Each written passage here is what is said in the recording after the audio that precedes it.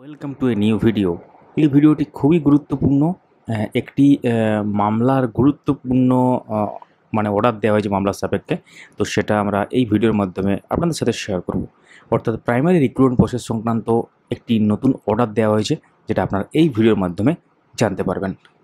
তো দেরি না করে শুরু করা যাক। অবশ্যই চ্যানেলটিকে সাবস্ক্রাইব করে রাখুন, পাশে থাকা বেল আইকন প্রেস করে অল করে দেবেন, তাহলে ইম্পর্টেন্ট যে আপডেটগুলো সেগুলো মিস করবেন না। সোশ্যাল মিডিয়া লিঙ্ক ডেসক্রিপশনে দেওয়া আছে, এবং যারা সোশ্যাল মিডিয়া থেকে দেখছেন আমাদের এই পেজটিকে ফলো করে রাখুন। শুরু করা যাক।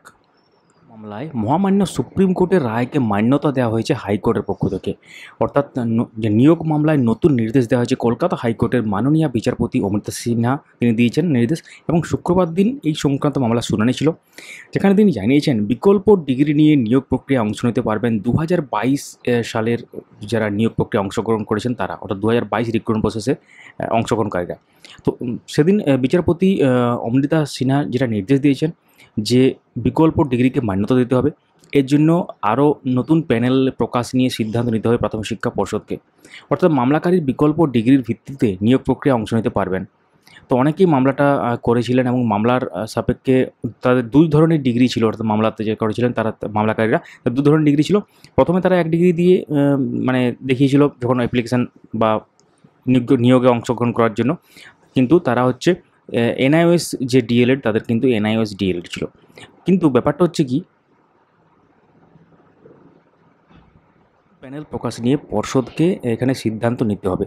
অর্থাৎ মামলাকারীর বিকল্প ডিগ্রির ভিত্তিতে নিয়োগ প্রক্রিয়ায় অংশ নিতে পারবেন। তো উল্লেখ্য যে অনেকজন চাকরি প্রার্থী এই দুই ধরনের প্রশিক্ষণ ডিগ্রি ছিল, তারা আগে যে ডিগ্রি দেখিয়ে আবেদন করেছিলেন, পরে সুপ্রিম কোর্টের নির্দেশ তা বাতিল হয়। এখন বিকল্প ডিগ্রির ভিত্তিতে নিয়োগ প্রক্রিয়ায় অংশ নিতে পর্ষদের কাছে মানে আবেদন জানান ওই চাকরি প্রার্থীরা। তো এবার হাইকোর্ট তাদের এই আবেদন মঞ্জুর করে দিয়েছে, এবং বিএড প্রশিক্ষণ রয়েছে, আবার ডিএলএড প্রশিক্ষণও নেওয়া হয়েছে। এমন বহু প্রার্থী 2022-এর রিক্রুটমেন্ট প্রসেসে অংশগ্রহণ বা করেছেন, আপনারা জানেন, এবং সেক্ষেত্রে অনেক জটিলতা তৈরি হয়েছে, অনেক কেস চলছে সেটা নিয়ে। অর্থাৎ আপনারা জানেন যে মহামান্য সুপ্রিম কোর্টের যে ফাইনাল জাজমেন্ট, যেখানে ডিএলএড ভার্সেস বিএড যে মেন মামলা, তো সেখানে বলাই হয়েছিল যে পরবর্তী ক্ষেত্রে আর বিএড প্রাইমারি ক্ষেত্রে এলিজিবল নয়।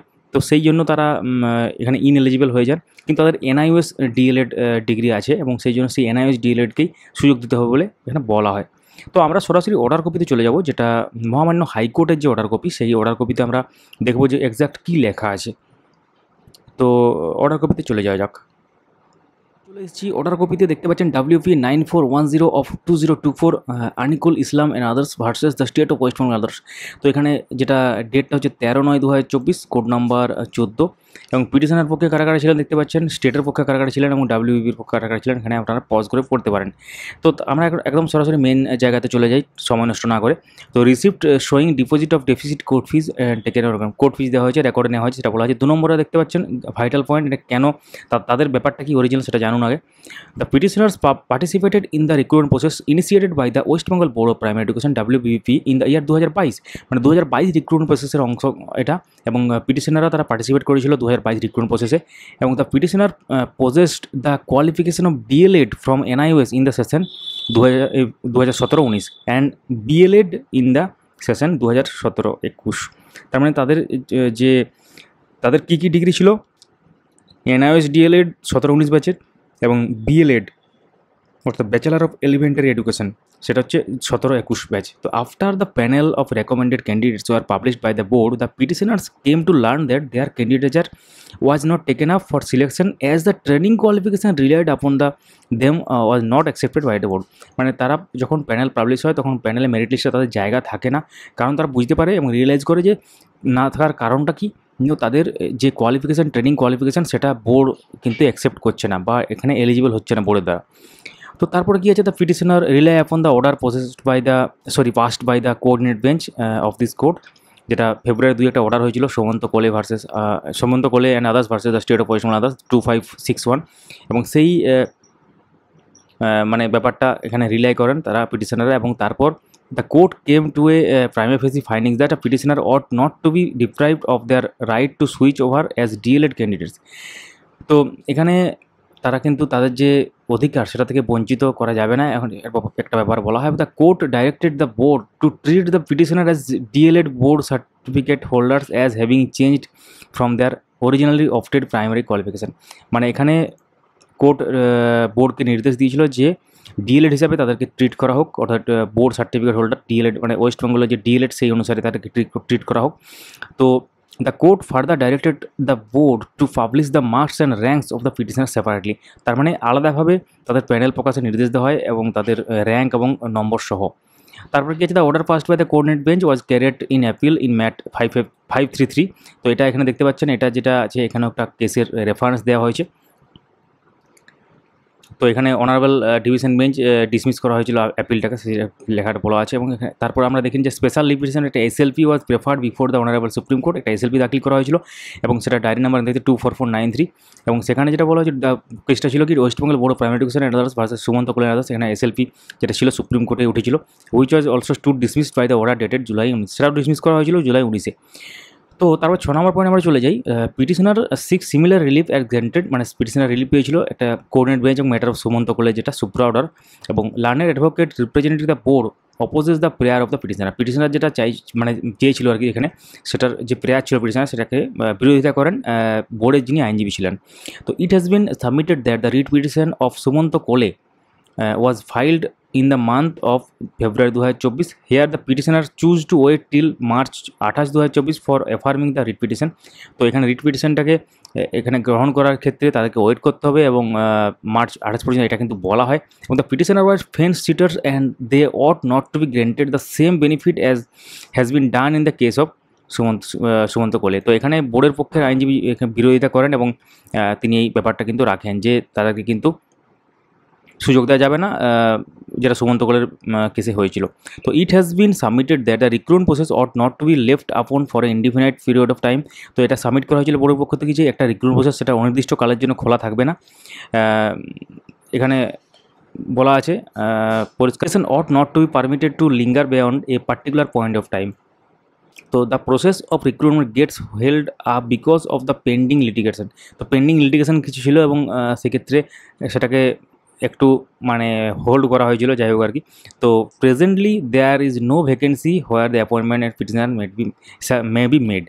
তো বোর্ডের পক্ষে আইনজীবী যেটা বলছেন যে এই মুহূর্তে বা সেই যখন কেসটাতে যখন উঠেছিল তখন সেই মুহূর্তে কোনো রকম ভ্যাকেন্সি নেই এই রিক্রুটমেন্ট প্রসেসে, যাতে করে তাদের জন্য মানে জায়গা করে দেওয়া হয় প্যানেলে বা তাদের চাকরি দেওয়া হয়। তো তারপর কি আছে, অর্ডার কী লেখা হচ্ছে, I have heard the submissions made on the behalf of the party, মানে দুপক্ষেরই এখানে বক্তব্য শোনা হয়েছে।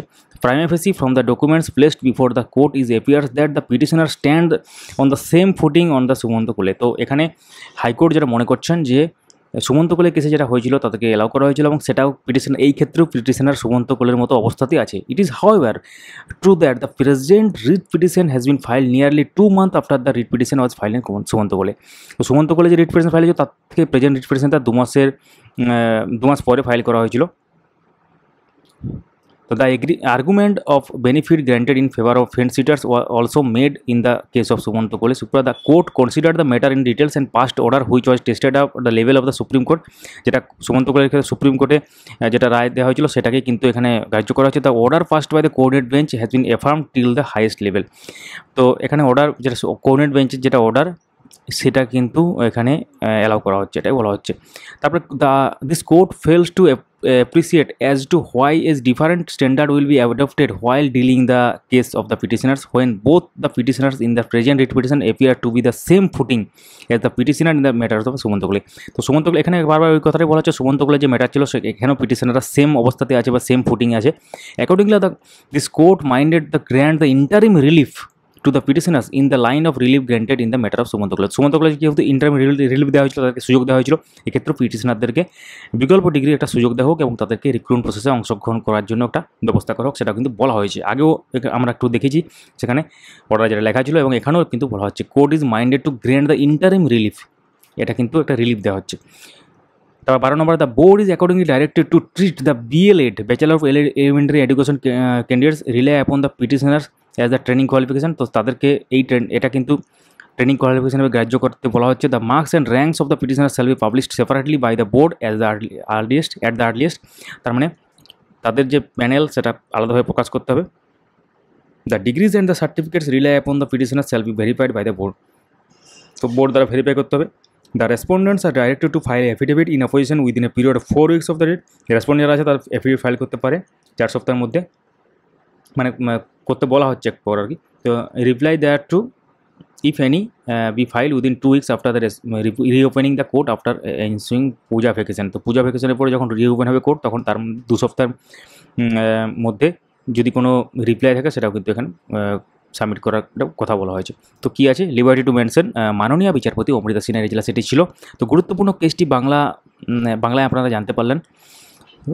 তো রিক্রুটমেন্ট প্রসেসে এখানে বিকল্প ডিগ্রিকে এখানে প্রাধান্য দেওয়া হলো, অর্থাৎ ইন্টারিম রিলিফ দেওয়া হলো। একটা অন্য কেসকে এখানে মানে রেফারেন্স হিসাবে দেখানো হয়েছে, অর্থাৎ সুমন্ত কোলের যে কেসটা মহামান্য সুপ্রিম কোর্টে যেটা জাজমেন্ট হয়েছিল তাদেরকে অ্যালাউ করা হয়েছিল, এবং এখানেও সেই ব্যাপারটা মানে সেটাকেই মান্যতা দেওয়া হলো, অর্থাৎ এই কেসটায় যেটা রায় হলো সেটা আপনারা জানতে পারলেন। তো এখন দেখার বিষয় বোর্ড কী করতে চলেছে। এটা অর্ডার দেওয়া হয়েছিল 13ই সেপ্টেম্বর 2024, এবং পূজা ভ্যাকেশনের পর এটা হয়তো আবার মানে এখানে এফিডেভিটের যে ব্যাপারটা সেটা কিন্তু করতে পারে 4 সপ্তাহের মধ্যে, যেটা আছে এফিডেভিট ইন অপোজিশন। তো এখন দেখার বিষয় কী হতে চলেছে এবং বোর্ড কী সিদ্ধান্ত নেয়, এবং কমেন্টে জানাবেন যে আপনারা এই কেসটার মধ্যে ছিলেন কি না। তাহলে বিভিন্ন ধরনের খবরের জন্য আমাদের সঙ্গে যুক্ত থাকুন, চ্যানেলটিকে সাবস্ক্রাইব করে ভিডিওটি লাইক করুন, এবং অ্যাপ্রোপ্রিয়েট জিনিসটা যাতে সবাই জানতে পারে শেয়ার করুন সবার সাথে। এই ধরনের জাজমেন্ট কপির এক্সপ্লেনেশন বা বাংলায় অনুবাদ বা বাংলায় ব্যাখ্যা যদি মিস করতে না চান, সঙ্গে থাকবেন আমাদের চ্যানেলটিকে সাবস্ক্রাইব করে, যারা ইউটিউব থেকে দেখছেন এবং যারা ফেসবুক থেকে দেখছেন আমাদের পেজটিকে ফলো করে রাখুন। অসংখ্য ধন্যবাদ ভিডিওটি শেষ পর্যন্ত দেখার জন্য।